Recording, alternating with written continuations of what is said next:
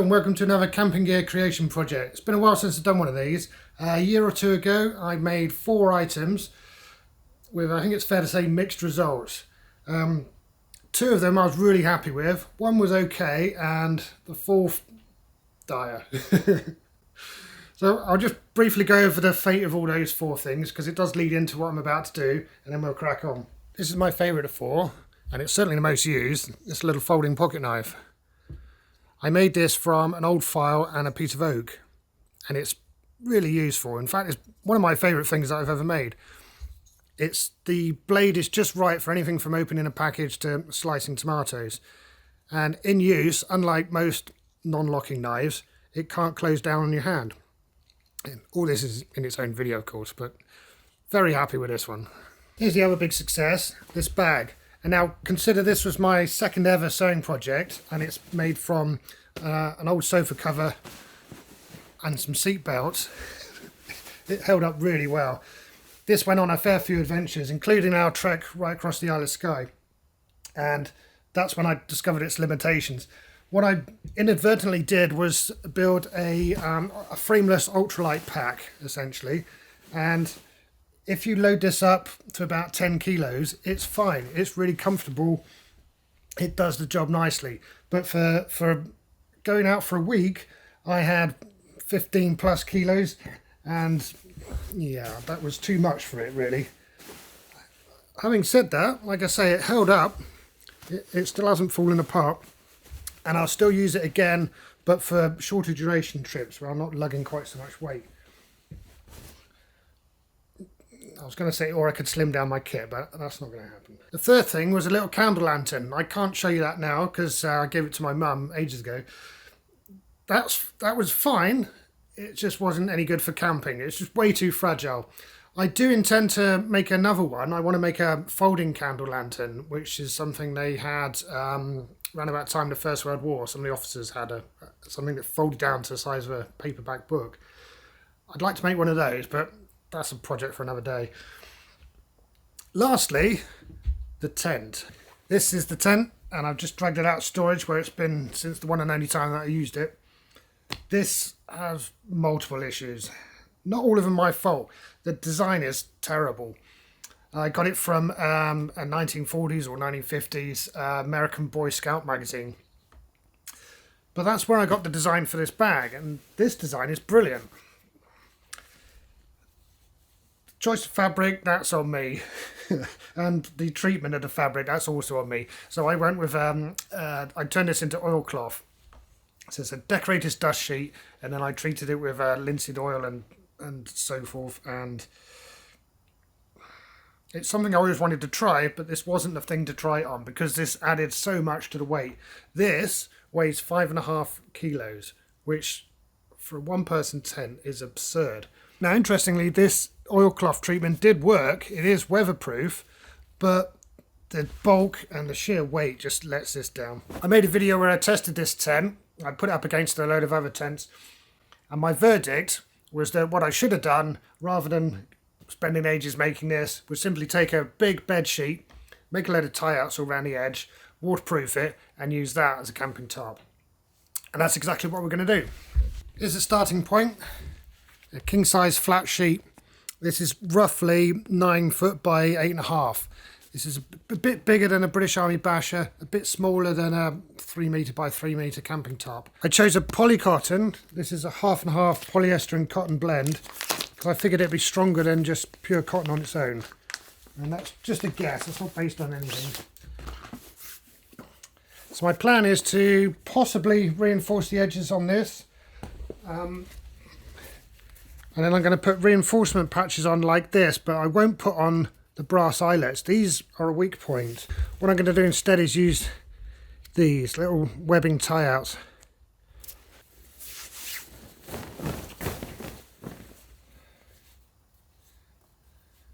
It's just a very simple hem that's on here. There's no strength to this at all. So the first thing I'm going to do is fold that over and put a stitch along there. So I'll put basically another hem on it all the way around. That'll strengthen up the edges. It's time to welcome back the Frista Rossmann Beaver 3. A classic, no doubt. This is the sewing machine I found on the skip. I think it's high quality. It's certainly heavy and it's mostly made of metal. Now, do I need to pin it? What I'm thinking is if I iron it, if I iron in a seam, I might not need to pin it. That'll save a lot of meter anyway, wouldn't it? Yeah. I was going to say equally vintage iron, it's probably even older. So just putting down a towel for a bit of padding and then off of this stuff. So this hem here, I'm just going to double over again by that much.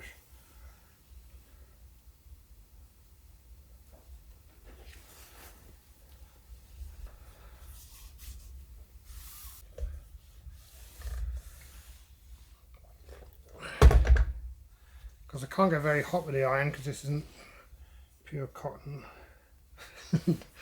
Be a bad start to the project to melt a big hole in it.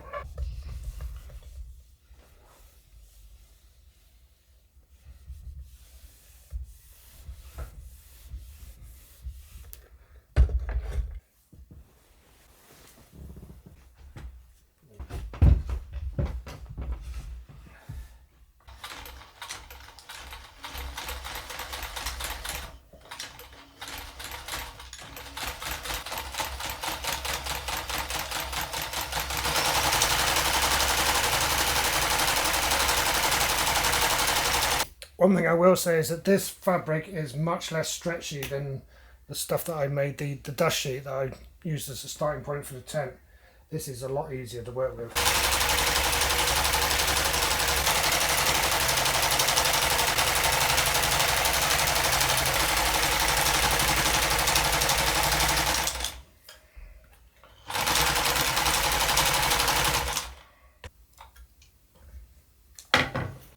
That's what I was after. So I've got a proper inch or so's worth of hem now. Should be a lot stronger. I'll repeat that. Let's do the other hemmed edge.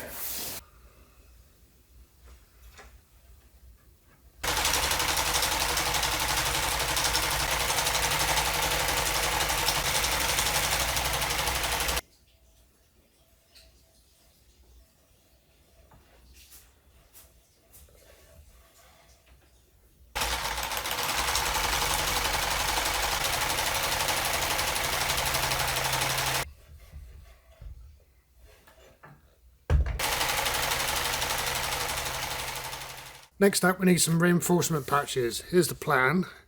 So I want 5 down that side, 5 down that side, and 1 there, 1 there. So 12 in total. And they want to be about 3-inch squares, I reckon. I'm going to chop up some old jeans for these. I don't know what happened here. Probably battery acid, I'm guessing, but they will live again.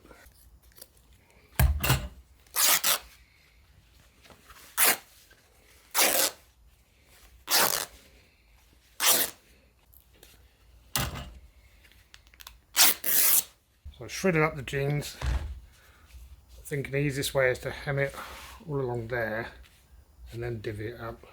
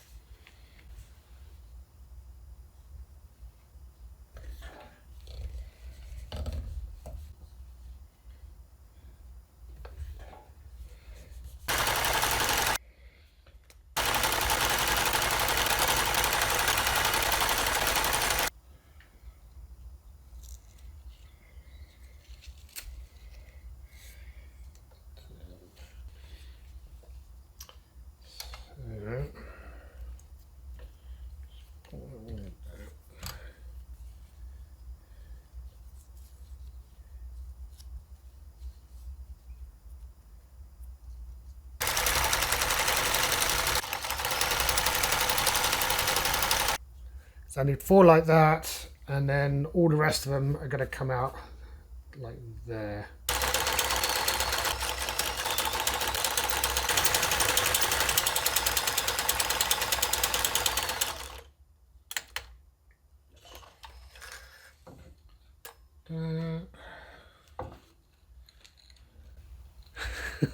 That took ages.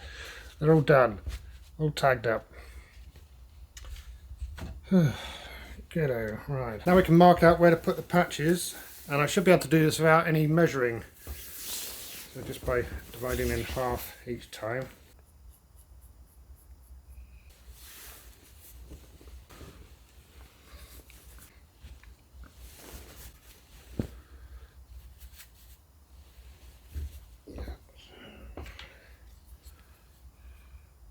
I'm going to start in the corners, and because we've overlapped so many times, we're actually going to be nearing the limits of this domestic machine here. So how many layers have we got there? That's 1, 2, 3, 4, 5, 6 layers on the corner. And because I've hemmed this as well, that's a lot of layers. So I've got 6 there, 7, 8, 9, 10.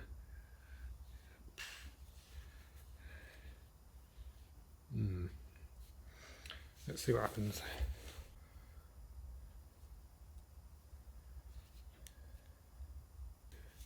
Yeah, just a couple of pins to hold it in place till we get going.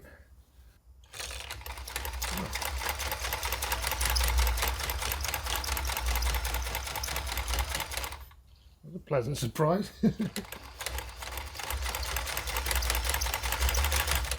I underestimated the beaver.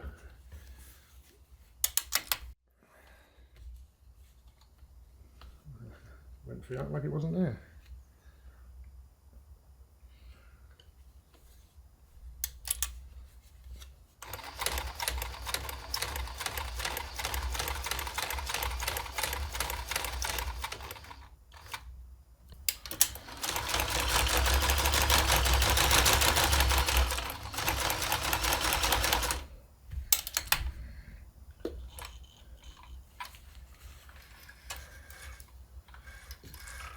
And that's that one.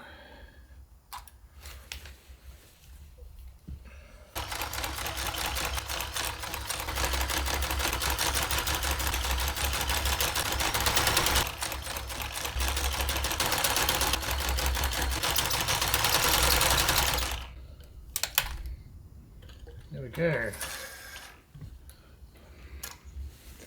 Last one done. The next step is waterproofing. So the plan is simple. I'm going to put a load of water in here, put a load of this stuff in, and then soak the tarp. This is Nikwax. It's a water-based waterproofing treatment. I'm not sure if this is going to work, but it's worth a try. I have used this to re-waterproof the Lavu, the little Polish tent, but of course that was already waxed cotton. This is just a just a bedsheet. I'll bring you in for a close-up, and we'll do a before. So of course before we do anything, it's not going to be water repellent in the slightest.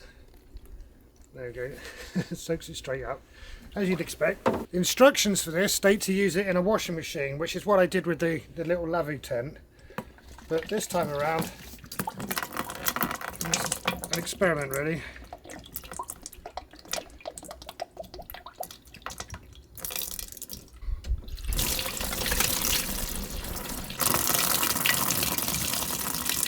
So I want to dilute this just enough so that I can get the sheet in and get it properly saturated.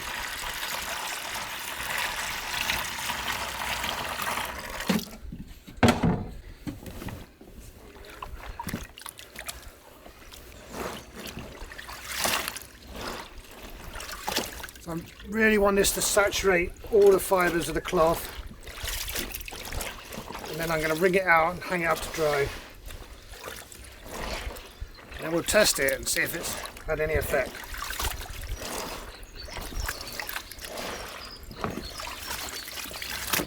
When I made that tent, when I made the oilcloth, I had loads of people advising me what I should have done was make up a mixture of silicon sealant, white spirit, that sort of thing, and paint that on, and I'd have ended up with something that was totally waterproof. But the thing is, I didn't want something that was totally waterproof. I'll show you the differences and what I'm actually going for. I have here my German Army poncho, which is totally waterproof, and my Polish Lavu tent, which is wax canvas. I'm going to hold them both up to the light and show you the difference. So I've got some canvas here. If I hold that up, you can see through the canvas. It's porous. So that might seem an obvious thing to say. But now if I hold up the German Army poncho, nothing. You can see that just blocks out the sun. So hopefully you can make out there's two very different things going on. This, the German Army poncho, totally waterproof, but it doesn't breathe.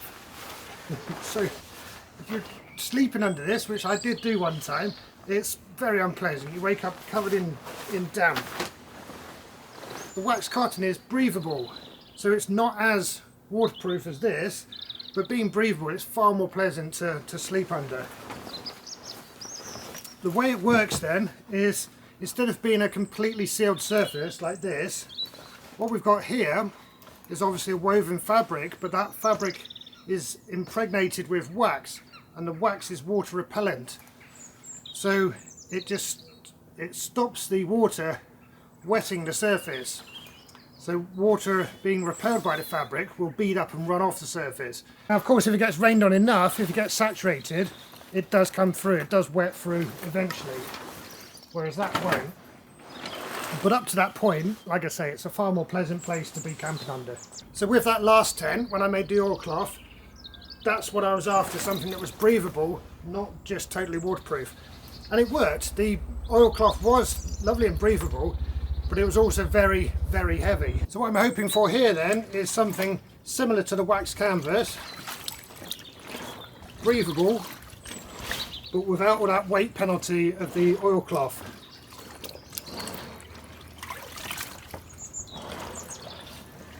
Right, whatever chemicals are in here are fully saturated into the fabric now, so I might as well wring this out and hang it up. If I could tell my washing machine just to do a spin cycle, I would, but it doesn't. The closest I can get is a rinse and spin, and I think that's not what we want. So I'll just wring it out.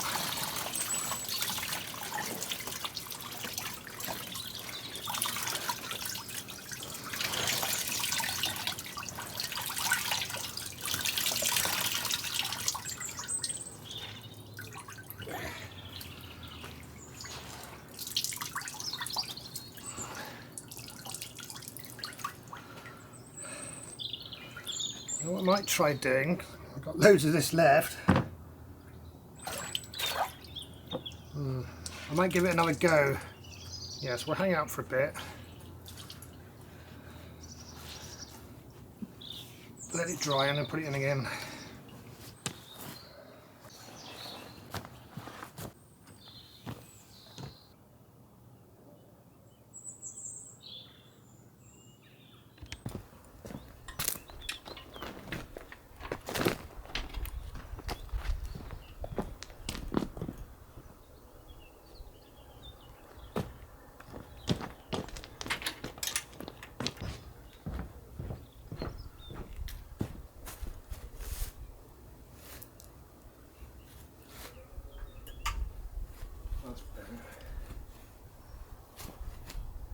It'll dry in no time now.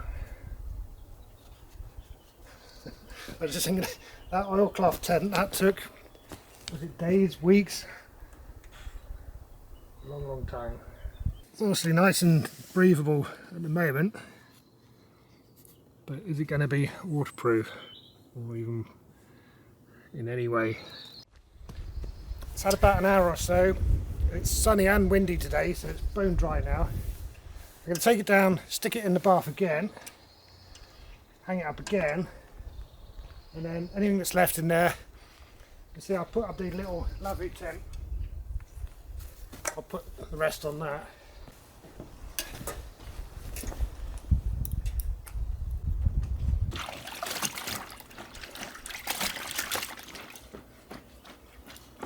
You might be wondering, why not just take the Lavu tent on my adventures? It's just a bit overkill for one person. For two people, it's brilliant. But for one person, that weighs about 3 kilos, which is a lot for a one-person shelter. I'm hoping this will be, well, less than half that.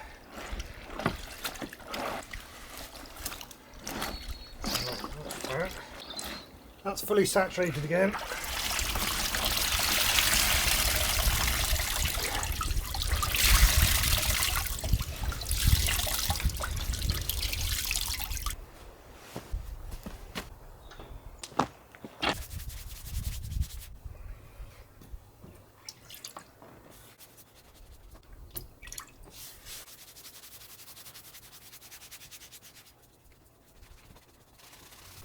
I'm painting it on because there's not quite enough left in there to just dunk this. It's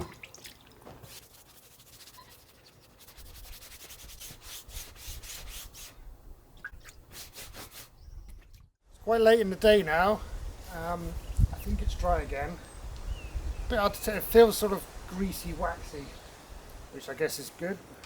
If I can hold it still a moment, I'll pour some water on and we'll see what happens. So what we're after is for it to bead up. If it soaks straight through, then we're going to have to try something else. Ooh, look at that. Hey, that is looking very good. Look at that. It's immediately beading on the surface and running off. It's not wetting it at all. That's impressive.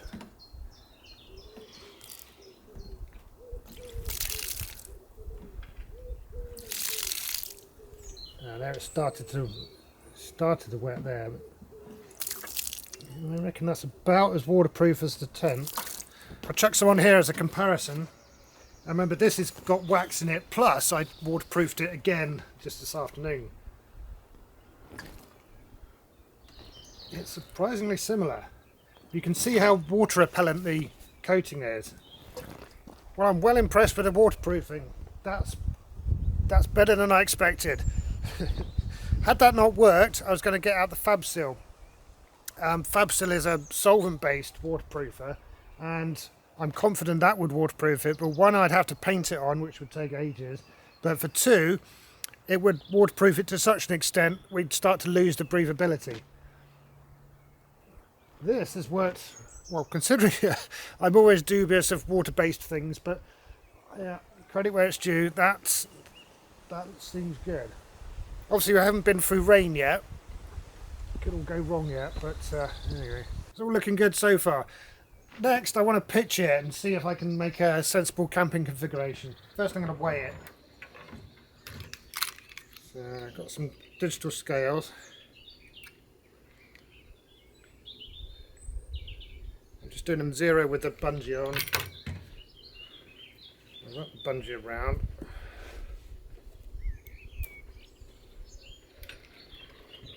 So this now will be the weight just of the tarp. And what we got.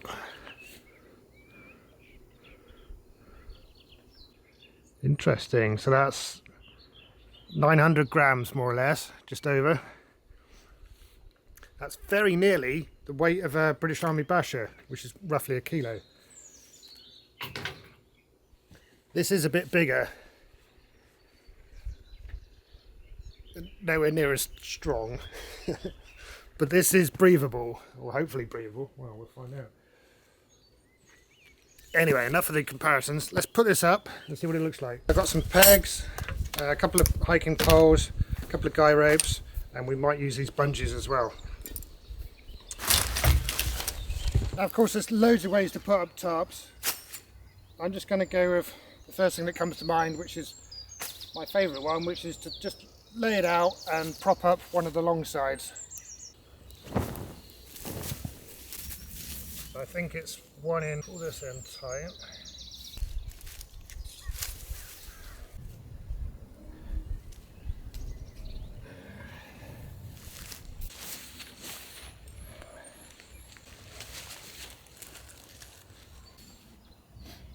That's quite a nice setup. Only uses one pole. You're protected completely on 3 sides. Let's see how much room there is inside. Yeah, plenty. This is a lot roomier than the Basher.